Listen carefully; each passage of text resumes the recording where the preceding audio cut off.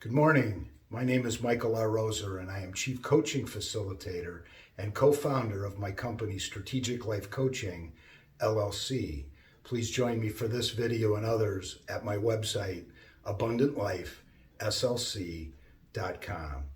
Guys, this last couple of days, I can't even describe the reaction that all of you have had relating to this idea of being honest with ourselves and what the opposite of that means, excuse me, and how detrimental the other side of that can be, which is self-deception, and where that manifests itself. And I got a call, a very long call, very emotional call from a gentleman who finds himself just in that horrible state of not wanting to fix what he knows is wrong. And I can speak to that, believe me. And so this idea, again, if we go back here and we talk about this manifestation and what does that really mean? And again, let me move this up a tad. I think that, again, I maybe didn't fully develop exactly what I'm getting at here. So the manifestation with the example I gave was this manifestation of anxiety over an upcoming exam. And I said, when I was in college, how I had to cram for things and how, cramming, you don't retain things over a period of time. But I wanted to get back to the symptom or sign of an ailment. And so I thought I'd tell a little story. So I had a leak in my ceiling, and it was coming down, and I could see the crack, and clearly, it needed to be fixed. And so immediately, you get the Bondo out and you get stuff and you start peeling it away and cutting and replacing it and so forth, putting it back on, sanding it and repainting it, and it's fixed. And I felt better about fixing it.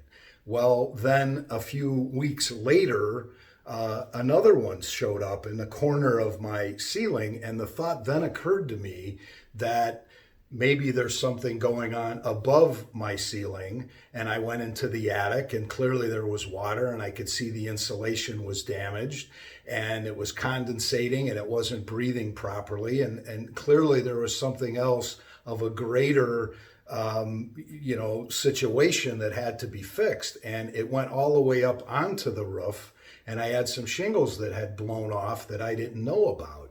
And so I think that's what I'm getting at here, guys, is that the signs and the symptoms are perhaps in our lives guarding a greater ailment, and so if all we're doing is fixing that crack, and then something else shows up, and then we have to go to that and fix it, instead of having the courage to get up in the attic and find out what's really going on.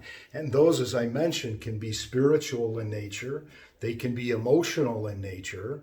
I can tell you there'll be a lot of cracks in my ceiling, and the symptoms will return of my depression and anxiety if I don't manage those on a daily basis. And so if we're simply trying to fix the signs and the symptoms, and we're not getting to what the actual ailment is, then it's fruitless. They're going to show up again. And so here's the thing: it takes courage, guys. I didn't want to go in and get a colonoscopy because I just didn't want to do it.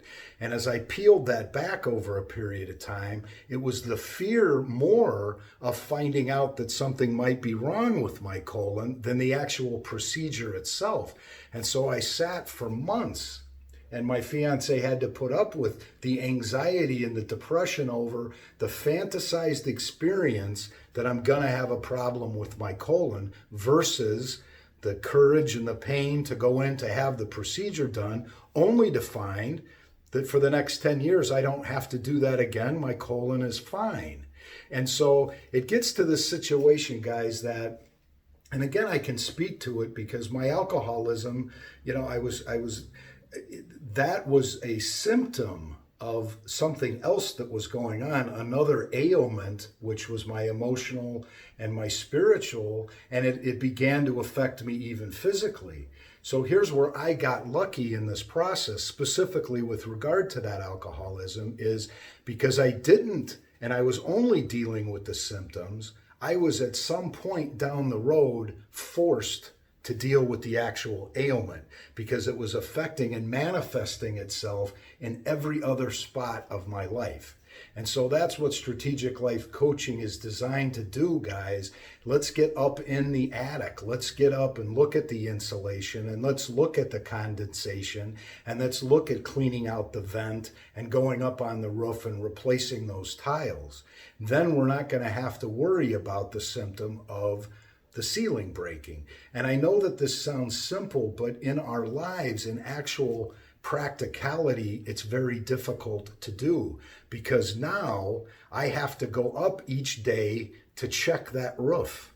I can't assume that it's fine again. Otherwise, those symptoms are going to show back up. That anxiety, that depression, that guilt, all of that, and the anger, those are simply resentments under construction, because I'm not dealing with those symptoms in the worst possible case. Now those ailments inevitably get worse, and we find ourselves now overweight. We find ourselves physically not, being where we want to be, having to take medication for high blood pressure and high cholesterol, because we're not dealing with it. Those ailments are getting worse. Now, where does that manifest itself? Well, now there's fear back involved because, I'm going to have a heart attack. I might have a stroke. And so this narrative again, guys, gets building and building and building. And so my suggestion in all of this, because it worked for me, is I have to now look at the roof, look at the attic, look at all of that every day to prevent those symptoms from coming. So if I have the actual ailment, I have to fix that. And now I have to manage it. So I'll close with, being a pilot, it's a requirement that before I climb in that plane, I have to do a walk around of that plane. I have to check the rudders. I have to check the stabilizers. I have to check the landing gear. And I have to, the prop, everything. I have to walk around the plane. Because who wants to get up in an airplane having not done that look at it, and then have something go wrong up in the air and then be forced to deal with an ailing airplane? And in aviation, guys, unlike life, there's no margin for error. Those things will kill you.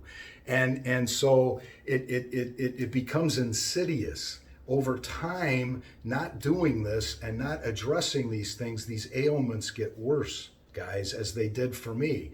And so now what I want to do is every day get up and do that walkthrough. Check myself every single day. Am I physically in a good spot? Am I financially in a good spot? Am I emotionally taking my medication, and do I find myself in a good spot? And spiritually, for me, I had to have some help, guys, in this process. So I have to pray every day. And now I don't feel like I have to go to an AA meeting any longer. I get to go to that. I get to sit in a group of like-minded people who are trying to do the exact same things in their lives every day. And so we help each other on this trudging this road of happy destiny, as I like to call it. So, guys, I hope this finally kind of just gets this all out. And again, I appreciate it. It helps me a lot to fully develop these ideas. And again, it's Friday, so here we go. We're going into another weekend. Everything counts. Every time you eat some food, it counts. Make a plan. If you're going to drink again, do that. Enjoy the weekend. It's summer. It's gorgeous. Get out, ride the bike, get those 500 calories in, and then let's all get on that scale on Monday and feel the nurturing and feel the changing of that narrative that we were successful for that week. And more importantly, successful each day this weekend as we go through it and enjoy it, please. All right, guys, take care. Love you guys to death.